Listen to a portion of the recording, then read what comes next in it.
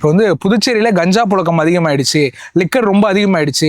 சனிக்கிழமை ஏதாவது ஒரு இடத்துல ஏதாவது ஒரு மர்டரோ, ஏதாவது ஒரு சண்டையோ, செயின் பறிப்போ, அது மாதிரி கொலை குற்றங்கள்லாம் அதிகமாயிட்டே வருது புதுச்சேரியில அப்படி சொல்றாங்க.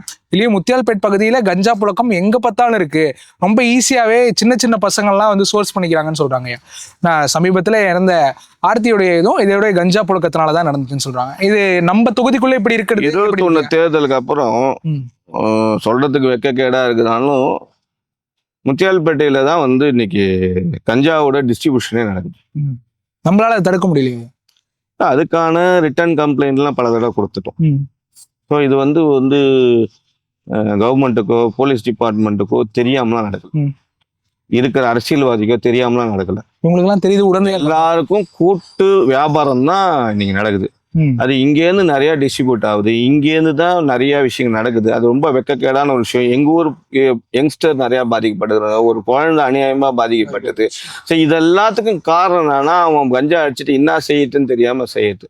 அது அரசாங்கம் தான் இதை வந்து இப்ப நாங்க வந்து ஒரு அரசியல் கட்சியில இருக்கிறோம்னா எடுத்து சொல்லலாம், அதிகபட்சமா கம்ப்ளைண்ட் கொடுக்கலாம். அதுக்கு மேல வந்து எங்களால வந்து ஒரு போராட்டம் பண்ணலாம், அதெல்லாம் வந்து ஒன் டே நியூஸுக்காக செய்யலாமே தவிர்த்து எனக்கு அதுல வந்து பெரிய போராட்டம் நம்ம பண்ணா அது வந்து ரியாலிட்டியா இருக்கு. நான் வந்து எம்எல்ஏ இருக்கும்போதும் சரி, மற்ற நேரத்துலையும் போய் நான் எடுத்தேன்னா ஒரு போராட்டம் களத்துல இறங்கினா அது சொல்யூஷன் கிடைச்சிடும், அதோட நிவர்த்தி நடந்துடும். அது சொல்யூஷன் கிடைக்கலன்னா நான் ஒரு ஒன் டே நியூஸுக்காக அந்த மாதிரி செய்ய மாட்டேன்.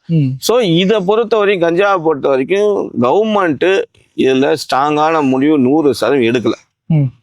அதுல ஒரு மிகப்பெரிய, அதான் சொன்னேன், இப்ப வந்து இந்த 4.5 வருஷ காலத்துல இந்த எம்பி எலெக்ஷன் தான் அவங்களுக்கு கொடுத்த படிப்புன்னு சொல்றதுலாம், இதெல்லாம் இவங்க திருச்சிக்கலாம் திருப்பி அந்த அடி திருப்பி உழுன்றது தான் திருப்பி சொல்லி நடக்குது.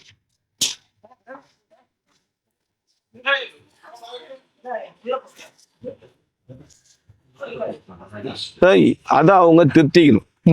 கவர்மெண்ட் தான் இதை ஸ்ட்ராங்கான முடிவு எடுக்கணும். கவர்மெண்ட் இரும்பு கோரம் கொண்டு இதை அடக்கணும். Number 1 thing. கஞ்சாவை பொறுத்த வரைக்கும் கஞ்சா மட்டும் இல்லையே, உலகத்துல எங்க எந்த வகையான போதைப் பொருள் இருக்குதோ உலகத்துல நான் சொல்றேன் அத்தனை பொருட்களும் ரெஸ்டோபார் என்கூடிய அனைத்து ரெஸ்டோபார்களும் முதலமைச்சர் ரங்கசாமி 2021 அப்புறம் கொடுத்த 200க்கும் மேற்பட்ட ரெஸ்டோபார்கள்ல ஹோல்சேல்ல தினந்தோறும் வெள்ளி சனி ஞாயிறுல அங்க மெனு கார்டு போட்டு வியாபாரம் பண்றாங்க. அது 200 ரூபால ஆரம்பிச்சு 2 லட்சம் ரூபா வரைக்கும் ஒரு போதைப் பொருள் விற்கிறாங்க. 2 லட்சம் ரூபா. அதாவது ஏதோ ஸ்டேக் பைட்டா ஏதோ சம்திங், அது ஏதோ ஒரு பூச்சி மாரி இருக்கும், வந்து கடிக்குன்றாங்க. அது வந்து கிட்டத்தட்ட வந்து 48 மணி நேரத்துக்கு அந்த போதை இருக்கு, அதீத போதை இருக்குது, அதீத போதை. நீங்க வந்து வானத்துல பறக்கிற மாதிரி இருப்பீங்க, கற்பனை பண்ணி பார்க்க முடியாத அளவுக்கு அதீத போதைக்கு போ. அந்த மாதிரி 2 லட்சம் ரூபா தான் அதை சொல்றாங்க. இதெல்லாம் வந்து இது அனைத்தும் வெள்ளி சனி ஞாயிறுகள்ல அனைத்து ரெஸ்டோபார்கள்லயும் இங்க வருது. இங்க வர கிரௌடே, இதுக்கு முன்னாடி லிக்கர் இண்டஸ்ட்ரி பாண்டிச்சேரியில இருந்தது, அதுக்கு முன்னாடி வந்த கிரௌடு வேற. இன்னைக்கு வெள்ளி சனி ஞாயிறு வர யங்ஸ்டர் கிரௌடே அந்த போதை வாசுகளுக்காக தான் இங்க வருது. அவரோட வாழ்க்கையும் நாசமாக்கின்னு, பாண்டிச்சேரி வாழ்க்கையும் நீங்க சொல்ற மாதிரி கொலை நடக்குது, ஆக்சிடென்ட் நடக்குது, நிறைய வந்து லாண்ட் இஷ்யூ ஆகுது. இதே மாதிரி நிறைய இஷ்யூஸ் நடக்கிறதுக்கு முக்கிய காரணமே முதலமைச்சர் ரங்கசாமியோட அந்த லிக்கர் பாலிசி தான் முக்கிய காரணம். அதை நாங்க டே 1லேருந்து இன்னைக்கு வரைக்கும் அதை எடுத்துன்னு இருக்கிறோம். இன்னைக்கு சொல்ல போனா 2026ல மக்களும் ஆண்டவனும் எங்களுக்கு வாய்ப்பு கிடைச்சா முதல்ல 2 விஷயம் செய்வோம். 1, 21க்கு அப்புறம் கொடுத்த அனைத்து ரெஸ்டோபார் லைசன்ஸும் கேன்சல் பண்ணுவோம். இன்னொன்னு புதுசா கொடுத்த டிஸ்ட்ரிக்ட் லைசன்ஸ் எல்லாத்தையும் கேன்சல் பண்ணுவோம். அதனால அரசாங்கத்துக்கு எவ்வளோ இழப்பா இருந்தாலும் வேறு வழியில அதை சரி பண்ணி கொண்டு வர்றதுக்கு என்ன வழின்னு யோசிமா தவிர மக்களை அழிச்சிட்டு யாருக்காக நம்ம வேலை செய்ய போறோம்? நிச்சயமா மக்களை அழிச்சிட்டு அப்புறம் என் ஊர்ல இருக்கிற மக்கள்லாம் ஊரை விட்டு காலி பண்ணி போறாங்க. உங்களுக்கு ஒரு தகவல் சொல்றேன், கோவான்னு ஒரு ஊர் இருந்தது. ஆமா, இந்தியாவிலே வந்து கோவா எதுக்காக போவாங்கன்னு எல்லாருக்கும் தெரியும். ஒரு 10-15 வருஷத்துக்கு முன்னாடி கோவாவுக்கு போற வீட்டுல சொன்னா அலோ பண்ண மாட்டாங்க. ஒரு டூரிஸ்ட் பிளேஸ்ன்னு நம்ம சொல்லுவோம், ஆனா வீட்டுல எல்லாம் அலோ பண்ண மாட்டாங்க. அதுக்கு என்ன அர்த்தம்னு நீங்களும் புரிஞ்சுப்பீங்க, மக்களும் புரிஞ்சுப்பாங்க. ஆனா இன்னைக்கு எப்படி இது போ, நான் சொல்றது 15 வருஷத்துக்கு 20 வருஷத்துக்கு முன்னாடி இந்த கோவா வேற, இன்னைக்கு எப்படி இருக்குது வேற.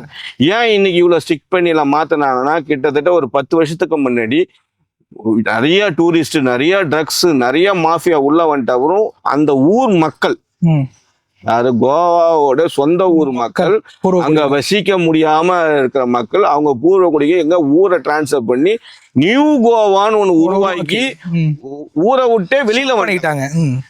வெளியில வந்தும் அவங்களால அந்த கல்ச்சர்னால அவங்களுக்கு டேமேஜ் ஆச்சு, அவங்க பிள்ளைங்க டேமேஜ் ஆச்சு, எல்லாம் டேமேஜ். அப்புறம் தான் ஸ்டிக் பண்ணி டோட்டலா வந்து அந்த ஒரு கவர்மெண்ட் மாறின போது எல்லாத்தையும் கடந்த ஒரு 5-6 வருஷமா ஃபுல்லா ஸ்டிக் பண்ணி இன்னைக்கு இருக்கிற கோவா வேற. நான் சொல்றது 15-20 வருஷத்துக்கு முன்ன கோவாவுக்கும் இன்னைக்கு இருக்கிற கோவாவுக்கும் வித்தியாசம் இருக்குது. இந்த நிலவரம் மறுபடியும் இன்னும் ஒரு 5 வருஷத்துல பாண்டிச்சேரியில வரும். அதுக்கு முன்னாடியே நம்ம எல்லாத்தையும் கட்டுப்படுத்தணும். நான் சொல்றது மறுபடியும் சொல்றேன், லிக்கர் இண்டஸ்ட்ரி வேணாம், அது வேணாம். உடனே சிஎம் கூட ஏதோ போன அசம்பிளியில வந்து எல்லா கட்சியும் ஒத்துக்குன்னா நாங்க வந்து மதுவிலக்கு கொண்டு வந்துடுறோம் அப்படின்னு பேசினாரு. ஒரு டயலாக் விட்டாரு. அந்த டயலாக் எல்லாம் வந்து அவர் தலைவர் சிவாஜி கணேசன் எப்பயோ விட்டுட்டு போயிட்டாரு. டயலாக் அது நாங்க ஒத்துக்கிறோம் வாங்க, எல்லாரும் ஒத்துக்க மாட்டாங்க. நாங்க என்ன சொல்றோம்னா, நீங்க சீன் எல்லாம் போடக்கூடாது. எது தேவையோ மக்களுக்கு அதை செய்யும். எதுவுமே வேண்டான்னு சொல்ல, அளவுக்கு மிஞ்சினா அமிர்தமும் நஞ்சுன்றது தான் நாங்க சொல்றோம். அளவோட வை. டூரிஸ்ட்டுக்கு வேணுமா, டூரிஸ்ட்டுக்கு என்ன செய்யணுமோ அதை செய்யுங்க. இப்போ டூரிஸ்ட்டுக்காக உள்ளூர்ல வாழ மக்கள்லாம் வெளியில போக முடியுமா? அவன் செத்தா கவலை இல்லையா? ஒரு எத்தனையோ கொலை நமக்கு கண்ணுங்க. நீங்க சொல்றது பேப்பர் நியூஸுக்கு வரத சொல்றீங்க, அது இல்லாம அவ்வளவு இருக்குது. அது இல்லாம எவ்வளவு கம்ப்ளைண்ட் ஆகும், எவ்வளவு இருக்குது. எங்களை மாதிரி ஆட்களுக்கு எல்லாம் எவ்வளவு கம்ப்ளைண்ட் ஆகும், எவ்வளவு இஷ்யூஸ் வருது. நாங்க வெளியில தெரியக்கூடாது, எவ்வளவு சார்ட் அவுட் பண்ணி விடுறோம். வெள்ளி சனி ஞாயிறானா முத்தியாலப்பேட்டில இருந்து ஒரு எல்லா ரெஸ்ட் இருந்து எங்களுக்கு போன் கால் வராம இருக்கவே இருக்கு. இந்த பிரச்சனை அந்த பிரச்சனை, அவங்க இது பண்றாங்க, இவங்க இது பண்றாங்க, இப்படி ஆயிடுச்சு, இந்த இடத்துல கை வச்சுட்டு அந்த இடத்துல கை வச்சு, இந்த மாதிரி பிரச்சனைகள் வந்துனே தான் இருக்கு. இதெல்லாம் எப்படி ஹேண்டில் பண்றோமோ அப்படி ஹேண்டில் பண்ணிட்டு தான் இருக்கணும். இதெல்லாம் யாரு கண்ட்ரோல் பண்ணணும்? கவர்மெண்ட் தான். ஹோம் மினிஸ்டர் தான் கையில வந்துட்டு வச்சிருக்காரு. ஆனா அவரு காவல்துறையை சரியா செயல்படுத்த விடலையோ? நம்சிவா என்ன சொல்றீங்க? ஆமா, பாண்டிச்சேரி கிடைச்ச மிக மிக மிக மிக மோசமான அமைச்சர் யாருன்னு கேட்டீங்கன்னா அவர் தான். அவர் சிஎம் ஆயிருந்திருக்க வேண்டியதுக்கு நீங்க தான் சொன்னீங்க, அவர் தானே சிஎம் ஆயிருக்க சொன்னேன். ஆமா, களம் அப்படி இருந்துச்சு. அவருடைய செயல்பாடு அது மாதிரி இல்ல. அன்னைக்கு 2016 கட்சிக்கு யாருக்காக மக்கள் ஓட்டு போட்டாங்கன்ற களம் வேற. எனக்கு அவரை பர்சனலா பிடிக்கும்ன்றது அது வேற. எனக்கு எல்லாருமே பிடிக்கும், எல்லார்ட்டையும் பேசுவோம், அது வேற. ஆனா களத்துல செயல்பாடு எப்படி இருக்குதுன்னு கேட்டீங்கன்னா வெரி வெரி ஒஸ்ட். இதுதான் மிக மோசமானன்னு சொல்றீங்களா? அவ்வளவு கஷ்டம் கொடுத்துட்டாரோ? பாண்டிச்சேரி மக்கள் இன்னைக்கு ஒவ்வொரு நாளும், குறிப்பா வெள்ளி சனி ஞாயிறுல சொல்லாவண்ணம் துயரத்தை அனுபவிக்கிறதுக்கு பாண்டிச்சேரியில 2 பேர் தான் காரணம். ஒண்ணு முதலமைச்சர் ரங்கசாமி, இன்னொன்னு நம்சாமி. என்ன நீங்க உங்களுடைய கூட்டணி கட்சியவே விளாசுறீங்க? ஒருவேளை கூட்டணி இல்லையோ? உண்மையே சொல்றேங்க, நாங்க விலாசத்துல தான் கிடக்குது எங்களுக்கு. நான் மக்களை நம்பி இருக்கிறேங்க. நான் யாரை நம்பி? 2வது தான் மக்களுக்காக தான் நான் வரேன். இன்னைக்கே நான் இதை எல்லாத்தையும் தூக்கி போட்டு போனாலும் போட்டு நான் தயாராகிறேன். நான் இன்னைக்கு பேசல, 4 வருஷம் இப்படி தான் பேசினேன், 10 வருஷம் இப்படி தான் பேசினேன். என்ஆர் காங்கிரஸ்ல கூட இருக்கும்போது அவர்கிட்ட பேசினேன். என்ஆர் ஒரு காலகட்டத்துல நான் வந்து தெய்வமா வழிபட்டு இருந்தேன், அப்பயும் நான் இப்படிதான் பேசினேன். எப்பயுமே நான் இப்படிதான் பேசினேன். அவர் செஞ்சா சுட்டி. ஆனா அன்னைக்கு இருந்த என்ஆர் இன்னைக்கு இல்ல, மாறிடுச்சு. ரைட்டுங்களா? என்ஆர்ன்ற ஒரு நபர் வந்து 15 வருஷம் 20 வருஷத்துக்கு முன்னாடி எப்படி இருந்தாலோ, நாங்க தெய்வமா போடணும், தலைவரா போடணும், எங்க குடும்பத்துல ஒரு சாமியா கும்பிட்டோம். அன்னைக்கு இருந்த என்ஆர் இன்னைக்கு இல்ல. இன்னைக்கு இல்ல. என்ன காரணம்? அவரை தான் கேட்கணும். அதிகாரத்துலதான் இருந்திருக்காரு, மக்களுக்கு தான் நிறைய செஞ்சிருக்குன்னு சொல்றாரு. ஆனா செய்யறது வேறங்க. இப்ப நான் உங்களுக்கு வந்து படம் மாத்திடுச்சோ. இப்ப உதாரணத்துக்கு ஒருத்தர் சுகர் பேஷண்ட், நான் சுகர் பேஷண்ட் இருக்கிறவர்கிட்ட நான் 1 கிலோ ஸ்வீட் வாங்கி சாப்பிடுன்னு சொன்னா அது நல்லதா கெட்டதா? அவர் உயிரை எடுத்துருமே. அது இதுதான் சொல்ல வரேன். அப்ப எது நம்ம உயிர் எடுக்கிற விஷயத்த ஒரு இடத்துல செய்யும் போது நான் இன்னொரு இடத்துல ஒரு நல்லது செய்யறேன்னு சொல்றது வந்து அந்த நல்லது. இப்ப இந்த பக்கம் நான் வந்து மக்களுக்கு நல்லது செய்யறேன், இந்த பக்கம் அந்த மக்களை நான் அழிக்கிறேன். அப்ப நல்லதே செய்யாம லாட்டம் பண்ண சாவடிக்காம போட்டா போதுன்றது தானே. இந்த 2 இதுல எது முக்கியம்? உயிர் தான் முக்கியம். அப்ப உயிரை பாதுகாக்கத்தான் எனக்கு நல்லது செஞ்சா போகணும்னு போல. அப்ப இன்னைக்கு ஆனா ஒரு விஷயத்துல இன்னைக்கு இருக்கிற தலைவர், அனைத்து கட்சி தலைவர்களே புதுச்சேரி மாநில மக்களுக்காக ஒரு சில விஷயங்கள்ல செஞ்சதுல இவரை தான் வந்து அதிகமா ஸ்கீம்ஸ் கொண்டு வந்தது, முதியோர் பென்ஷன் ஆகட்டும், அதெல்லாம் செஞ்சதுல இவர் தான் செஞ்சுக்கிறார். இவரை தவிர்த்து வேற எந்த சிஎமும் பாண்டிச்சேரி மக்களுக்கு செய்யல, கொண்டு வரல. ஆனால் அதை தாண்டி அழிவுபாதைக்கு இவர் தான் அதிகமா கொண்டு போயிட்டாரு. அப்ப இதுவும் இருக்குதுன்னும் போது ஏன் அப்புறம் இது ஏன் அப்படின்னு என்னோட கேள்வி என்னன்னா, இது ஏன் இதை தாண்டி வாங்க சென்ட்ரல் கவர்மெண்ட்டுக்கு போங்க, டெல்லிக்கு போங்க, உட்காருங்க, பிஎம் நீங்க எப்போ வருவீங்கன்னு எதிர்பார்த்து போங்க, உட்காருங்க. 4 கம்பெனி ஏதோ இப்ப என்னென்ன கம்பெனிஸோ எந்தெந்த ஸ்டேட்ல, ஃபார் எக்ஸாம்பிள் ஆந்திராவை எடுத்துங்க, இப்போ வந்திருக்குது பெரிய ஆந்திராவில் முதலீட்டு எடுத்து வந்து. எவ்வளவு பெரிய முதலீட்டு. ஆமா ஆமா ஆமா. அவருக்கு என்ன இன்ஃபுளுன்ஸ், ஒரே இன்ஃபுளுன்ஸ் சென்ட்ரல் கவர்மெண்ட்ல அவர் வந்து இப்ப ஆட்சியில பங்கெடுத்து ஆட்சியில பங்கு இருக்கிறார். அவரு கூட்டணியில இருக்கிறார். அந்த கூட்டணியை எவ்வளவு முறையாக பயன்படுத்துறாரு. ஆமா ஆமா. தான் மக்களுக்காக, தான் ஊர் டெவலப்மெண்ட்டுக்காக எவ்வளவு முறையா பயன்படுறாரு. அவரு போய் ஒரு கண்ட்ரியா போயிட்டு இந்தியாவிலே இன்னைக்கு ஹையஸ்ட் கம்பெனிஸ் வந்து பெரிய பெரிய இன்வெஸ்டர்ஸ் வந்து எங்க வராங்க, ஆந்திராவுக்கு வராங்க. ஆனா அங்க சொல்றாங்க, நாங்க அவங்க நிறைய கட்டுப்பாடுகள்லாம் கொடுத்தாங்க, அதனாலதான் நாங்க தமிழகத்துக்கு அவங்களெல்லாம் கொண்டு வரல அப்படின்னு சொல்லிட்டு டிஆர்பி ராஜா அவர்கள் சொல்லியிருக்காங்க. நிறைய கட்டுப்பாடுகள்லாம் போடுறாங்க, 50% இது போடுறாங்க. லேண்ட் எடுக்கிறப்ப அதுக்கு அந்த இதெல்லாம் வந்து காசுலாம் கம்மியா எடுத்துருவோம்னு சொல்றாங்க. வேலை வாய்ப்புலாம் ரொம்ப கம்மியா தான் கிடைக்கும், அதனாலதான் நாங்க வேணாம்னு சொல்லிட்டோம் அப்படின்னு சொல்றாங்க. காரணங்கள் நிறைய சொல்றாங்க. திமுக சொல்றாங்க. ஆமா ஆமா ஆமா. தொழில்துறை அமைச்சர் சொல்றாரு நிறைய கட்டிங் கேட்டாங்கன்றது அவர் இன்டைரக்டா சொல்றாரு. நாங்க நிறைய கட்டிங் கேட்டோம், அவங்க கட்டிங் கேட்டதுனால அங்க போயிட்டாங்கன்றது தான் நிதர்சனமான உண்மை. ஓ அதுதான் உண்மை அதான். அதாவது இது மக்களுக்கு எல்லாருக்கும் தெரியுங்க. இப்ப நாம எடுத்து சொல்லணும், மக்களை பொறுத்த வரைக்கும் ஆஃப்டர் கோவிட் இன்னைக்கு சோசியல் மீடியான்றது ஸ்மார்ட் போனும், இன்னைக்கு வயது முதியவர்கள் கூட ஸ்மார்ட் போன் யூஸ் பண்றாங்க. ஸோ இன்னைக்கு வந்து மக்கள் எல்லாத்தையுமே பார்த்துன்னு, இப்போ நான் சொல்ற எல்லா விஷயத்தையும் சரி, நீங்க பேசுற எல்லா விஷயமும் மக்கள் பார்த்துன்னு. அவங்கள இதுக்கப்புறம் தமிழ்நாடா இருந்தாலும் சரி, பாண்டிச்சேரியா இருந்தாலும் சரி, அரசியல் ஸ்டாண்ட் அடிச்சு அவங்களை ஏமாத்த எந்த கட்சியாலும் முடியாது, யாராலையும் முடியாது. ரைட்டுங்களா? அப்ப இன்னைக்கு உண்மையா ஒரு இன்வெஸ்ட்மெண்ட் வந்து நிக்குது. உலகத்திலேயே பெரிய கம்பெனிஸ், மிகப்பெரிய கம்பெனிஸ் 2 பேர் வராங்க. அப்ப அந்த இன்வெஸ்ட்மெண்ட்டை ஒன்னாவது பாண்டிச்சேரி சிஎம் ஏன் கொண்டு வரும்போது ஜோவோ கொண்டு வராங்கன்னு சொல்றாங்க. எப்ப சொல்லிருக்காங்க, எப்ப இங்க வரப்போகுது அப்படின்னு சொல்றாங்க. எப்ப அது தெரியல. கல்யாணத்துக்கு பத்திரிக்கை வச்சு வான்னு கூப்பிடணும், வேற ஒண்ணுத்துக்கு கூப்பிடக்கூடாது. அதே மாதிரி காலம் கடந்து போய் வந்து யாருக்கு போச்சுக்கணும். நம்ம தொகுதியை பார்த்துக்கிட்டீங்கன்னா நீங்க சொன்ன மாதிரி தான் இப்போ நிறைய வேட்பாளர்கள் நம்ம தொகுதியில பேசுறாங்க. ஒரு 7-8 வேட்பாளர்கள் வந்து வெற்றி வேட்பாளர்கள் நாங்க தான். நம்ம தெருவுக்குள்ள அப்படியே வந்தோம்னா ஒரு தெருவுலையும் ஒருத்தருடைய போஸ்டர்ஸா இருக்குது. இவர் தான் வெற்றி வேட்பாளர், வருங்கால சட்டமன்றமே, இளைஞர்கள் எழுச்சி நாயகனேன்னு சொல்லிட்டு அப்படியே ஒரு தெருவை கிராஸ் பண்றப்போ ஒருத்தவங்களுக்கும் போட்டோ இருக்கு. நம்ம தொகுதியில இவ்வளவு வேட்பாளர்கள் வந்திருக்கு. 15 பேருக்கு அந்த குழு கொண்டு ஒரு படத்தை அந்த பேரும் டைலாக் எடுத்துக்க ஆள் வச்சிருக்கேன். அதான் இங்க அரசியல்னா என்னன்றதும் அதிகாரம் எப்படியாவது நம்ம அடையணும் அப்படின்னு நினைக்கிறாங்க. அதுக்கு ஒரு தவறான உதாரணம் 2021 நடந்துருச்சு. அதுக்கு பல்வேறு காரணங்கள் உண்டு. என்ன தோக்கடிக்கணும்னு காரணம் உண்டு, ஒரு மிகப்பெரிய டிராமா கிரியேட் பண்ணாங்க, அது பல்வேறு காரணங்கள் உண்டு. அந்த இதனால நம்ம ஏதோ ஒரு பணமோ பொருளோ போஸ்டரோ பேனரோ வச்சுட்டா எல்லாரும் ஜெயிச்சிடலான்றது அவங்களோட கணிப்பு. யாரோட ஆசையோ யாரோட கணிப்பையோ யாரோட உழைப்பையோ நம்ம குறைச்சி மதிப்பிடக்கூடாது, தவறுன்னு சொல்லக்கூடாது. ஆனால் அவங்கள பொறுத்த வரைக்கும் நம்ம சொல்றதுன்னா அரசியல்னா என்ன, சேவைன்னா என்ன, போஸ்ட் அடிக்கிறதோ பேனர் கட்டுறதோ இல்லை வந்து பொருட்கள் கொடுக்குறதோ இல்லை வந்து ஒரு பெரிய லெவலில் ஒரு மாயை கிரியேட் பண்ணுற மாதிரி இருக்கிறதோ இது அரசியல் கிடையாது. உண்மையாக சர்வீஸ் பண்ணுங்க, உண்மையாக மக்களுக்கு போங்க, உண்மையாக செய்யுங்க. இன்னைக்கு இந்த 7-8 பேர் திருப்பி அவங்களுக்கு கேட்கறதான், கோவிட் டைமில் எங்கே போனீங்க? மிகப்பெரிய இதே ஊர்ல தான் இருந்தேன்னு சொல்றீங்க, கோவிட் டைம்ல எங்க போனீங்க? தானே போயிலப்ப எங்க போனீங்க? சுனாமி அப்ப எங்க போனீங்க? முத்தால்பேட்டில சுனாமி அப்ப எங்க போயிருந்தீங்க? பாதிப்பு அதிகமா இருந்தது.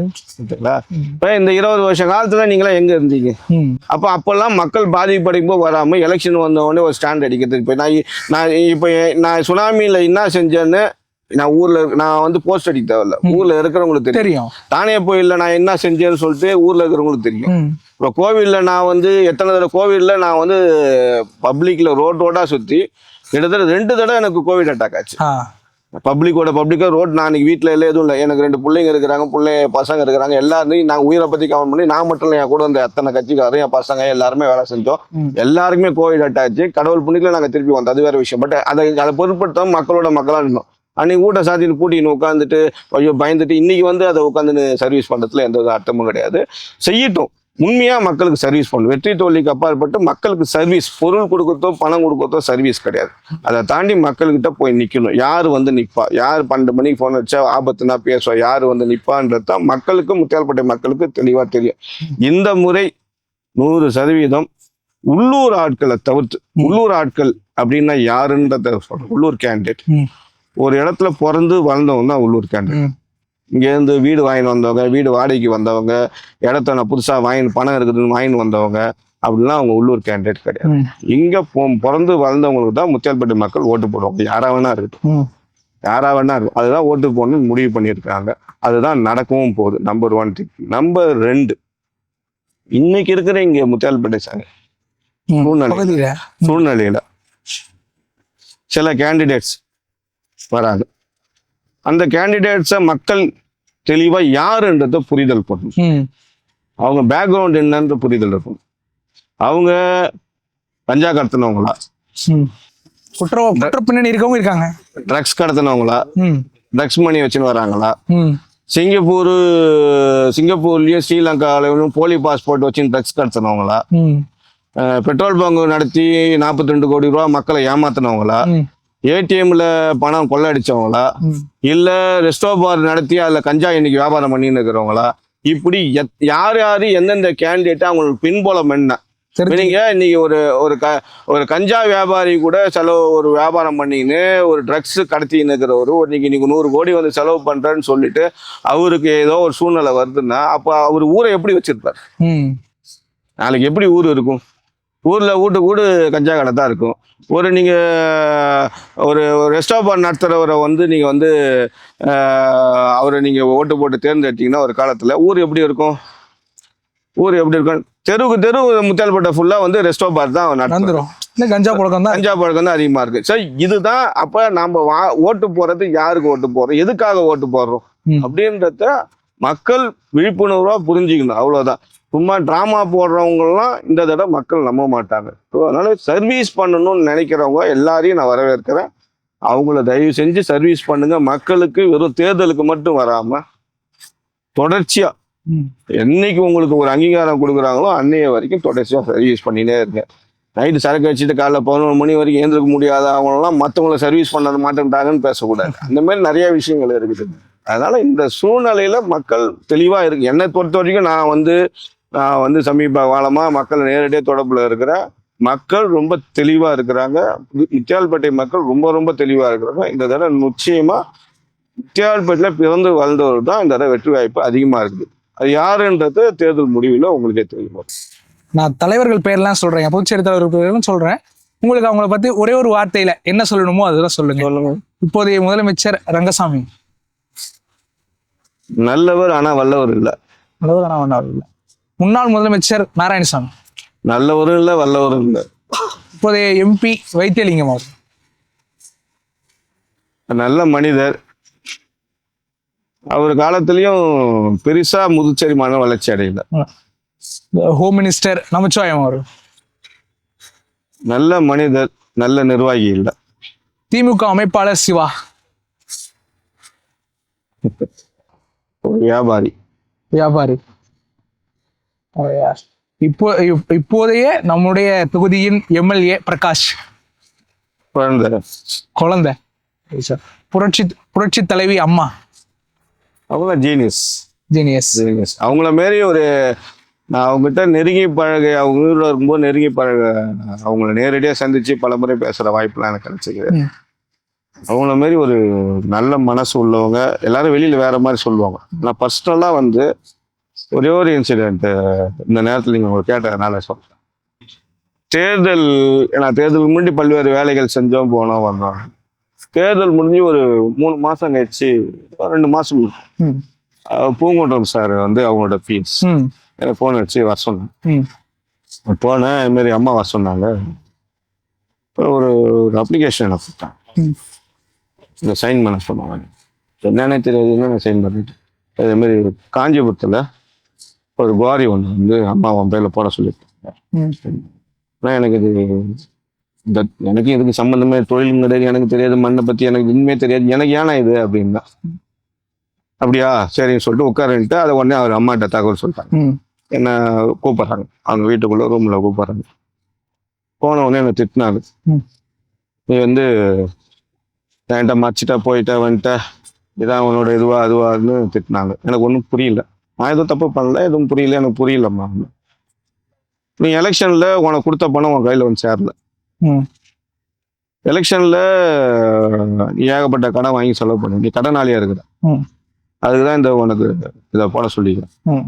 இதை போட்டுக்க, ம். கடன் அடிச்சிரு முடியாரு. நான் எனக்கு ஒண்ணுமே பொருள் கண்ணிலேருந்து தண்ணீரா வந்து உடனே அவங்ககிட்ட ஒரு நிமிஷம் பேச முடியும், வெளியில வந்துட்டேன். பூங்குன்ற சார் கிட்ட அவர் ஏன்னா நான் கடனாளி தான் இருக்கிறேன், நான் கடனாளி இருக்கிறேன்னு எப்படி அவங்களுக்கு தெரியும்? அது தமிழ்நாட்டுல இருந்து 5 போலீஸ் ஆஃபீஸர் 2 மாசமா நீ ஜெயிச்சிலேன்னு உன்னை ஃபுல்லா ட்ராக் பண்ணி இருக்கிறாங்க. என்னோட ஃபுல் ஹிஸ்டரி எடுத்துட்டாங்க. நீ யாருக்கிட்ட கடன் வாங்கிக்கிற, எங்க கடன் வாங்கிக்கிற, எல்லாமே அவங்க டேபிள்ல இருக்கிற ஃபைல்ல இருக்குது. நம்மளை நம்பின ஒரு புள்ள அவன் கடனாலே இருக்கக்கூடாதுன்னு சொல்லிட்டு இந்த இதை கொடுத்துறாங்க. இது ஒண்ணுமே செய்ய, நீ கையெழுத்து போட்டு நான் வேற யாரு அவங்க யார் நடத்துறாங்களோ அவங்களும் நடத்துக்கிறேன். மாசம் உனக்கு வந்துடும் ஒயிட்ல அபிஷியலா கவர்மெண்ட்ல உன் பேர்ல வர கமிஷன் வந்துனே இருக்கும். நீ அதை பார்த்துக்கணும். அதுவே பல லட்சம். நான் சொல்றது பல லட்சம். எப்படி ஒரு தலைவர் இருக்க வேண்டும், ஒரு விசுவாசமா ஒரு ஆள் இருந்தா அந்த தலைவி எந்த அளவுக்கு களத்துல இறங்கி நம்மளை பத்தி விசாரிச்சு அந்த சூழ்நிலையை நாமளே போய் எனக்கு கஷ்டம்னு கேட்கல. ஆனா என் கஷ்டத்தை அறிஞ்சிக்கின்னு என் புள்ள கஷ்டப்படுறான், என் புள்ள இன்னைக்கு கடன்ல இருக்கிறான்னு சொல்லிட்டு கூட்டம் செஞ்சாப்புல. அந்த மாரி ஒரு தலைவி, அது அவங்க மேல பல்வேறு கருத்துக்கள் சொல்ல, அந்த மாதிரி ஒரு தலைவி தமிழ்நாட்டிலயும் சரி பாண்டிச்சேரியிலையும் இன்னொரு ஆள் வருவாங்களான்னு கேட்டீங்கன்னா எனக்கு டவுட் தான். பாத்தீங்கன்னா நம்மளுடைய எதிர்கட்சியா இருக்கிற திமுக நாங்க தான் இங்க அதிக சீட்ல நிக்க போறோம், 30 சீட்ல நிக்க போறோம் அப்படின்னு சொல்லிட்டு இருக்காங்க. அவங்க கூட்டணி கட்சியில எங்களுக்கு 20 சீட்டு கொடுத்துருக்காங்க, நீங்க 10 சீட்ல இருங்க அப்படின்னு சொல்லிட்டு இருக்காங்க. ஆனா நம்ம கட்சி இன்னும் கூட்டணியும் முடிவு பண்ணல, நம்ம அதிக பேர் நிக்கிறதையும் முடிவு பண்ணலையா? இதை எப்படி பாக்குறதுதான் சொல்லுங்க. இதெல்லாம் ஜனவரி பிப்ரவரியில தான் பேச முடியும். அப்படியே ஒரு கட்சி முன்கூட்டியே வேலை செய்வாங்க, ஒரு கட்சி இது பண்ணுவாங்க. இன்னைக்கு காங்கிரஸ் திமுக நாங்க தான் ஆட்சிக்கு அமைஞ்சிருவோம் அப்படின்ற ஒரு கனவோடு அவங்க இன்னைக்கு வேலை செஞ்சுன்னு இருக்கிறாங்க. எங்களுக்கான சூழ்நிலைகள் இப்ப எங்க அலையன்ஸ், நாங்க இன்னைக்கு வரைக்கும் அலையன்ஸ்ல எந்த அளவுக்கு இருக்கிறோம்ன்றது தெரியல. இந்த தலைவர் என்ன சொல்றாரோ, பொதுச்செயலாளர் என்ன சொல்றாருன்ற பொறுத்தான். அப்ப இன்னைக்கு அரசாங்கம் இன்னைக்கான கடைசி கட்டத்துல அவங்களுக்கான கவர்மெண்ட் ஸ்கீம்ஸ் என்னென்ன கொண்டு வரணும். ஃபார் எக்ஸாம்பிள் இப்போ ஃப்ளைஓவர்ஸ்லாம் கொண்டு வரதுக்கு, ரோட் ஷோ ஃப்ளைஓவர்ஸ் கொண்டு வராங்க. அதுமாரி அவங்களோட திட்டங்களை கொண்டு வரதுக்கான எல்லா வேலைகளும் செய்யறாங்க.